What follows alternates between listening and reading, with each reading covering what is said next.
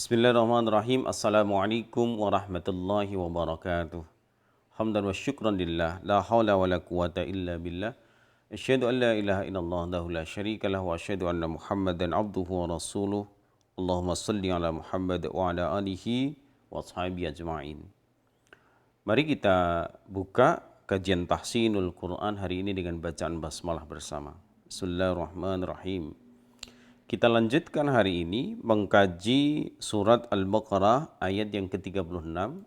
Sebagaimana biasa kita baca terlebih dahulu, lalu nanti kita kaji beberapa hukum tajwid yang ada di dalamnya, kemudian kita terjemahkan, lalu kita mencoba mengurai isi kandungan yang ada di dalamnya. A'udzu billahi minasy syaithanir rajim. بسم الله الرحمن الرحيم فأزلهما الشيطان عنها فأخرجهما مما كانا فيه وقلنا اهبطوا بعضكم لبعض عدو ولكم في الأرض مستقر ومتاع إلى حين. Kita ulangi sekali lagi.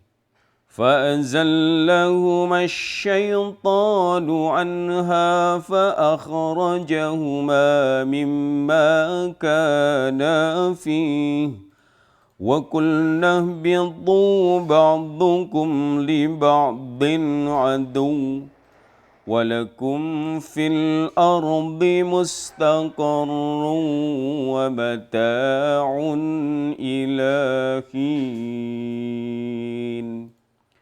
Sadaqallahul Azim. فَأَزَلَّهُمَا الشَّيْطَانُ. Fa'azalla ada tasjid, maka harus ditekan dua harakat. Lahuma, ma di sana adalah mad tabi'i, sekaligus di sana asyaitan, di sana menunjukkan alnya adalah al samsiyah. Sya itu adalah bukan sekedar sa, jadi bukan s biasa tetapi tebal sya. Maka cara membacanya adalah fa'azallahuma syaitan. Syai di sana adalah madlin atau mad layyin tan yang merupakan panjang dua harakat. Kemudian anha, an nun mati ketemu dengan ha itu adalah izhar. Ha mad tabi'i. Kemudian di sini banyak sekali bacaan tentang mad tabi'i. Lalu mimma, mim ya, bertemu dengan mim tetapi di sini konteksnya bukan idgham tetapi di sini maksudnya adalah gunnah. Karena mim yang kedua itu bertasjid. Sehingga ditahan dua harakat.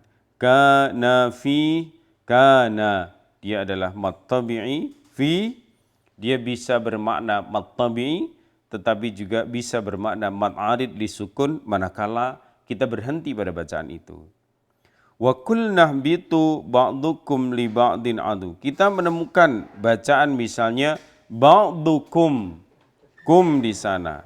Mim bertemu dengan lam ya. Di situ ada bacaan yang namanya idhar safawi. Kemudian li ba'din, din di sana juga bacaan idhar tetapi tidak ada safawinya.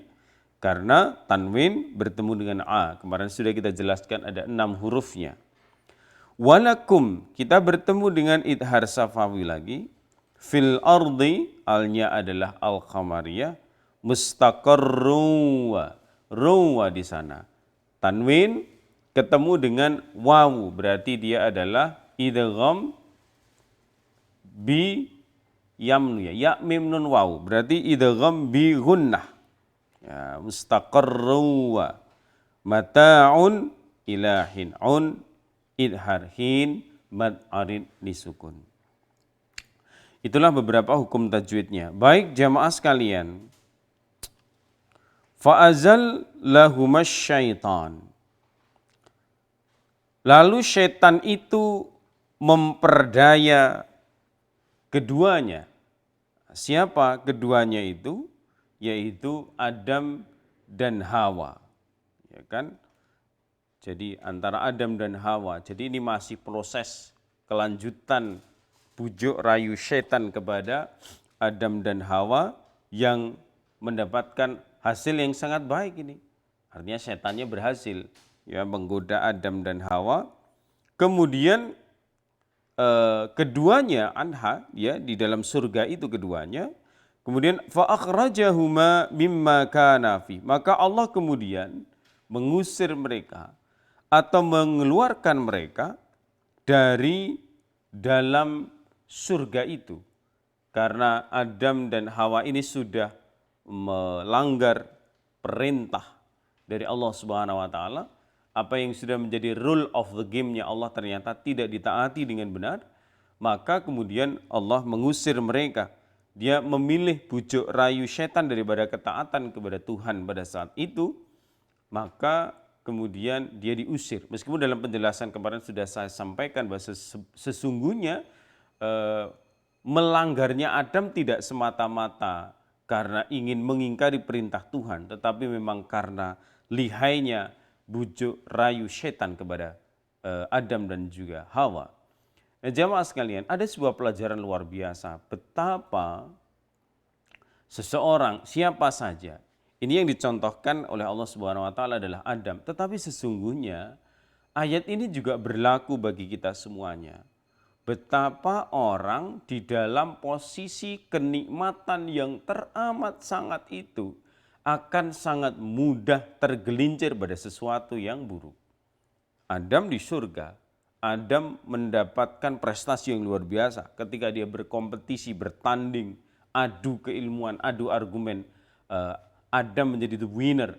Bahkan kebahagiaannya dilengkapi dengan hadirnya seorang pendamping hidup bernama Hawa. Dan dia ditempatkan oleh Allah di satu tempat yang tidak ada kekurangan apapun di sana. Semuanya cukup, semuanya ada, semua terpenuhi. Ini kan kenikmatan-kenikmatan yang Masya Allah ya, sungguh-sungguh luar biasa. Tetapi ayat ini seolah-olah mengingatkan kepada kita jemaah sekalian, bahwa justru di puncak kenikmatan, di puncak kejayaan itu, hati-hati seseorang akan mudah tergelincir. Mungkin Anda pangkatnya sedang tinggi-tingginya, prestasinya sedang menjulang ke angkasa, materinya mengikuti. Mungkin juga dikaruniai oleh Allah pasangan yang serasi, pasangan yang idaman, istri yang baik, anak-anak yang luar biasa. Tetapi di tengah kesempurnaan kenikmatan itu bisa jadi kita akan tergelincir dengan sesuatu yang bisa mencelakakan diri kita. Maka diingatkan oleh Allah, kira-kira pelajaran ini yang bisa kita ambil dari ayat ini. Kemudian wa qulna ihbitu ba'dukum li ba'din. Wa qulna, dan Allah berfirman, ihbitu, pergilah kalian. Ba'dukum li ba'din. Sebagian kamu menjadi sebagian yang lain, adu, bahkan menjadi musuh. Walakum fil ardi, dan bagimu di bumi, mustaqarra, tempat menginap atau tempat menetap, tempat bertinggal, tempat berkembang biak di sana. Wa mata'un, dan kesenangan, ilahin, sampai batas waktu yang sudah ditentukan oleh Allah Subhanahu wa taala. Jadi jamaah sekalian, ada di dalam cerita-cerita Israiliyat itu yang mengatakan, dan ini sebenarnya sangat populer, termasuk ketika saya ngaji pada waktu kecil dulu, ada doktrin ya. Ini saya anggap doktrin karena ini disampaikan secara terus-menerus, bahwa kenapa umat manusia ini hidup di dunia? Katanya karena kesalahan Adam dan Hawa. Andai Adam dan Hawa itu dia tidak melanggar perintah Tuhan pada saat itu, maka sungguhnya hari ini kita masih bertempat tinggal di surga. Nah, ini sebenarnya sebuah basis cerita yang argumentasinya lemah ya. Argumentasinya tidak kuat karena jelas Allah sudah katakan di dalam surat Al-Baqarah ayat yang ke-30 itu, wa idh qala rabbuka lil malaikati inni ja'ilun fil ardi khalifah. Jadi memang kita ini oleh Allah diciptakan itu untuk menjadi khalifah. Memang untuk mengelola, memanajemen, ngurusi bumi. Jadi bumi diciptakan oleh Allah memang menjadi tempat utama adalah bagi manusia. Sedangkan tumbuhan, hewan itu sebagai pendamping saja. Tapi yang utama di sana adalah manusia. Jadi bukan berarti kalau kemudian Adam tidak melakukan kesalahan kita tetap di surga, tidak. Saya kira ini pemahaman yang perlu diluruskan ya. Jadi sekali lagi Adam dan semua keturunannya termasuk kita itu diciptakan oleh Allah Subhanahu wa taala memang kerangkanya adalah untuk ngurusi bumi kita ini. Maka di situ kita ya beragam cara. Ada yang hobinya ngerusak, ada yang hobinya merawat, ada yang hobinya bekerja keras di bumi, ada yang hobinya santai-santai saja, ada yang hobinya mencela orang sehingga terjadilah permusuhan. Tetapi ada juga yang hobinya ke sana kemari, traveling, menikmati hidup. Jadi macam-macam orang bertingkah, orang berperilaku di muka bumi. Dan itu sudah dibicarakan Allah Subhanahu wa taala. Ya memang kita akan begitu. Kalau menjadi baik ya nanti selamat, kalau dia buruk ya pasti dia mendapatkan laknat Allah Subhanahu wa taala. Maka jamaah sekalian, di sini wa mata'un ilahin kata Allah. Di ujung ayat itu dikatakan bahwa kesenangan-kesenangan yang ada di bumi itu memang silakan kata Allah dinikmati saja, tidak ada soal. Tetapi ingat, ada batas waktunya. Itu tidak abadi, tidak selamanya. Jabatan juga enggak selamanya kok, ya kan? Kemudian pangkat juga enggak selamanya. Kekayaan kita juga tidak selamanya. Kita menikmati sesuatu juga tidak selamanya. Contoh, dulu ada yang hobi bakso, sekarang orang seneng karo bakso. Dulu hobi makan pedas, sekarang alergi terhadap pedas. Dulu hobi makan makanan yang manis, sekarang mungkin menghindari yang manis karena penyakit tertentu dan seterusnya. Artinya tidak ada yang abadi, tidak ada yang selamanya. Maka kenikmatan-kenikmatan yang hebat itu, kenikmatan-kenikmatan yang luar biasa itu sesungguhnya adalah kenikmatan yang bersifat sementara. Namanya juga di dunia. Maka di dalam sebuah riwayat hadis yang cukup panjang itu, Rasulullah menggambarkan, jadi sesungguhnya kehidupan manusia itu seperti seorang pengembara. Yang pengembara ini dikejar-kejar oleh seekor harimau yang buas dan siap memakan dirinya. Kemudian ketika tahu si pengembara ini dikejar, lalu dia melarikan diri sejadi-jadinya, sehingga dia menemukan sebuah pohon, terus dia memanjat pohon itu. Nah sesampainya di atas, ternyata si harimau tadi tetap menunggu di bawah, kemudian dia melihat tidak jauh dari pohon itu ada sebuah sungai yang di situ juga ada banyak sekali buaya. Seandainya dia masuk ke situ, dia nyemplung di situ, maka tamatlah riwayat orang ini. Nah, pada waktu yang bersamaan datanglah tikus kecil-kecil yang grogoti ya, memakan akar dari pohon itu. Ketika dia sedang berada di atas pohon. Nah, di tengah capek, ketakutan, kepanikan yang luar biasa, tiba-tiba dia merasa ada sesuatu yang netes di atas kepalanya. Ternyata ketika dia melihat ke atas, yang menetes itu adalah madu dari sebuah sarang tawon. Karena dia juga capek, dia haus, dia ketakutan. Kemudian madu yang menetes itu diminumlah oleh dia. Sehingga dia merasa sangat nikmat, merasa sangat segar. Sampai kemudian dia lupa ya, kalau ada harimau yang ada di bawah pohon tadi, ada tikus yang sedang grogoti akar-akar pohon itu. Bahkan juga ada buaya yang sedang menunggu dirinya kalau dia jatuh ke sungai maka dia akan dimakan. Nah, tidak berselang lama karena tikus yang tadi banyak kemudian dia menggerogoti tadi, memakan akar-akar tadi sehingga tumbanglah pohon tadi Sehingga sang pemuda tadi jatuh, laki-laki tadi, pengembara tadi jatuh ke sungai, kemudian mati dimakan buaya. Nah, apa maksudnya jamaah sekalian? Ternyata harimau tadi adalah, dia adalah malaikatul maut. Yang setiap hari, setiap waktu senantiasa mengikuti kita. Kematian itu setiap hari adalah sesuatu yang benar-benar tidak jauh dari kita.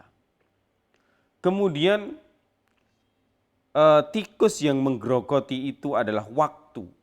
Jadi makin ke sini ya makin habis jatah waktu kita. Jadi kalau ada orang merayakan ulang tahun itu bagi saya aneh itu. Kenapa? Karena jatah usianya berkurang. Bagaimana mungkin jatah usia yang berkurang itu dirayakan? Lalu kemudian madu itu adalah kenikmatan dunia yang sering melalaikan, melupakan orang. Dia begitu menikmati dunia yang begitu nikmat tadi, dia lupa bahwa ada kematian. Dia lupa bahwa ada waktu yang semakin terkikis. Lalu apa makna dari sungai yang di sana ada buaya? Dia adalah liang kubur yang begitu kita sudah dicabut nyawanya oleh Allah Subhanahu wa taala, maka selesailah kita. Selesailah urusan kita di dunia dan akan berlanjut pada pengadilan yang selanjutnya. Jadi jamaah yang insyaallah dimuliakan Allah Subhanahu wa taala, sungguh kenikmatan dunia itu yang digambarkan di dalam riwayat tadi itu tidaklah seberapa. Makanya Allah katakan di dalam ayat ini, walakum fil ardi mustaqarr. Jadi kamu nanti bertinggal di sana, berkembang biak di sana, ya kan? Wa mata'un, dan kenikmatan, nikmati saja apa yang ada di dunia itu ilahin, tetapi sesungguhnya batasnya amat sangat dekat. Jadi jamaah yang insyaallah dimuliakan oleh Allah, sungguh pelajaran yang sangat berharga. Mudah-mudahan kita bukan termasuk orang yang oleh Allah diusir keimanannya, oleh Allah dijauhkan ketakwaannya, oleh Allah dimatikan kesyukurannya, oleh Allah dibuang kesabarannya. Mudah-mudahan kita bukan termasuk orang-orang yang seperti itu. Cukuplah apa yang dialami oleh Nabi Adam alaihissalam dan Siti Hawa menjadi sebuah pelajaran bagi kita. Semoga kita termasuk orang-orang yang senantiasa taat kepada aturan-aturan Tuhan. Alhamdulillahirabbil alamin. Assalamualaikum warahmatullahi wabarakatuh.